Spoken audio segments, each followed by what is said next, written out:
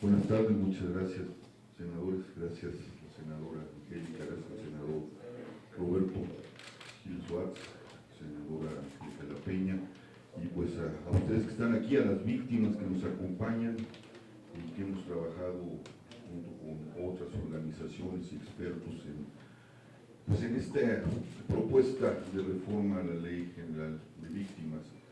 Ustedes recuerdan, fue una ley que se aprobó entrando la presidencia y la administración del presidente Peña Nieto, y sabíamos que había, como toda ley es perfectible, ¿no? A lo largo de estos 2 años pues, hemos visto que pues, no ha estado funcionando, no ha estado operando, y por desgracia no solo eso, no se ha dado justicia a las víctimas, pero hemos visto acumularse a las víctimas, ¿no? Cuando en 2011, el 28 de marzo de 2011, frente a la masacre que sucedió en Morelos, donde asesinaron a mi hijo Juan Francisco, salimos, y una de las propuestas que terminó por hacerse, creo que la única que cuajó fue la Ley General de Víctimas. Había 40,000 asesinados, 10,000 desaparecidos y un número indeterminado de desplazados.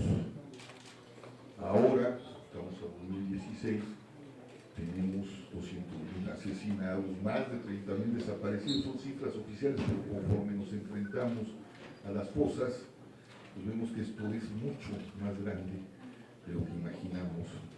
Y ahora sí, por primera vez se está tomando en cuenta a los desplazados, apenas empezamos a hablar de desplazados.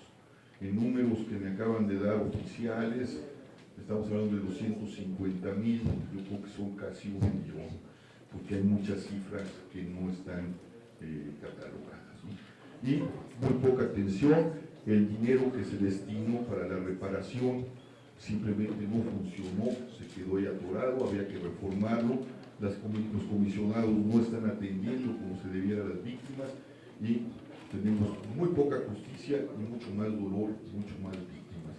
Yo más quisiera decir a qué nivel de desprecio por parte de muchas de las autoridades y de los gobernantes estamos llegando con las víctimas. Quiero hablar del caso Morelos.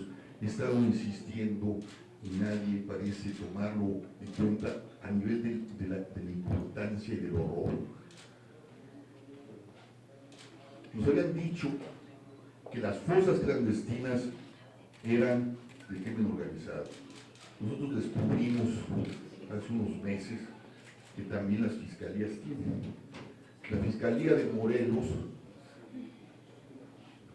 con el gobierno de Graco Ramírez, abrió el 28 de marzo de 2012, cuando él estaba decretando que ese era, por ley, el Día Estatal de la Víctima, públicamente, cuando nosotros estábamos conmemorando a los desaparecidos y a las víctimas de esta horrenda guerra nacida de un absurdo, ellos estaban abriendo en Tetelcingo, Cuautla, unas fosas clandestinas donde estaban desapareciendo 150 cuerpos. No ha habido forma de que lo abran, que exhumen esos cuerpos y que podamos identificarlos, porque seguramente allí hay víctimas de desaparición que están buscando a sus familiares. Lo peor del asunto fue esto. ¿Cómo las descubrimos? Secuestraron a un muchacho en Cuautla y lo encontraron asesinado. Se lo lleva a la CEMEFO, la Fiscalía, la familia lo reconoce el cuerpo y le piden a la Fiscalía llevárselo, le dicen que no, que están practicando una investigación más, y a la semana siguiente ya no estaba en la CEMEFO, nadie sabía dónde estaba. Hasta que, por indagatorias de la propia familia, detectamos esta fosa.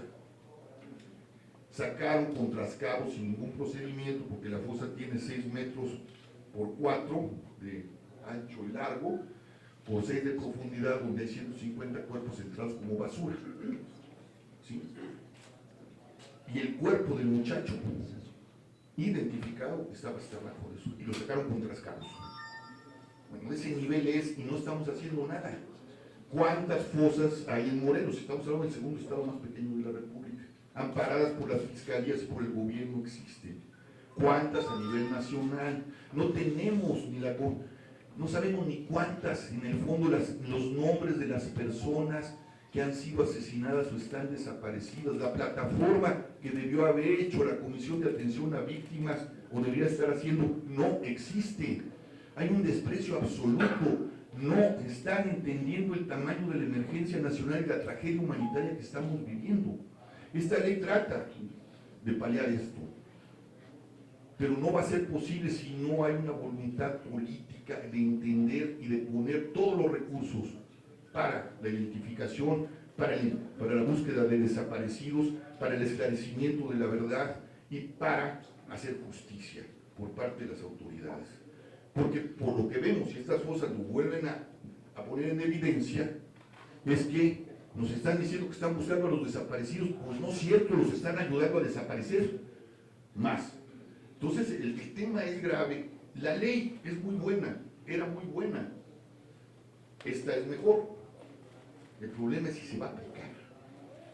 El problema es si podemos deslocalizarla, porque parece que no entendemos en este país que Estado, gobierno y partido son cosas distintas, deslocalizarla de la férula del gobierno, mientras esté bajo la tutela, las comisiones, comisionados, las comisiones bajo la tutela de gobernación, pues estamos fregados. Una ley de víctimas, no solo del delito, sino de la violación de derechos humanos, no puede ser tutelada por el gobierno, porque quien hace violación de derechos humanos se llama el gobierno, o el Estado, administrado por determinados gobiernos. O mientras pertenezca y sea tutelada por partidocracia a través del poder legislativo, tampoco va a funcionar. O es independiente y pertenece al Estado y sirve a las víctimas y no a intereses que no son los de la ciudadanía, pues podemos tener la mejor ley, la mejor comisión y no va a operar, como no ha operado casi nada en este país. Y no es que no haya gente buena, no hay gente responsable en los partidos y en los gobiernos, simplemente es que el nudo es tal que si no empezamos a deslocalizarla y a volver a ciudadanizar de nuevo esto, no vamos a avanzar. Entonces es lo que yo tendría que decirles, y aquí está la ley. Eliana, ¿dónde la tenemos? Aquí está esta propuesta que intenta mejorar la anterior ley que no ha funcionado por desgracia y que necesitamos hoy más que nunca detener esta violencia, y no es persiguiendo a defensores de derechos humanos como lo están haciendo, no es diciendo que tenemos una mala percepción de la realidad, no es negando el problema como lo vamos a resolver, es asumiéndolo y afrontándolo y diciéndolo, esta es la prioridad fundamental ahorita del país si queremos salvar la dignidad del país, la justicia a las víctimas y la democracia, porque hacia donde están apuntando las cosas es a la legalización de un estado de excepción, y no lo vamos a permitir ni debemos permitir. Es todo. Espero, senadores, que esto vaya para bien el país, todos nosotros, ustedes, todos lo necesitamos. Muchas gracias.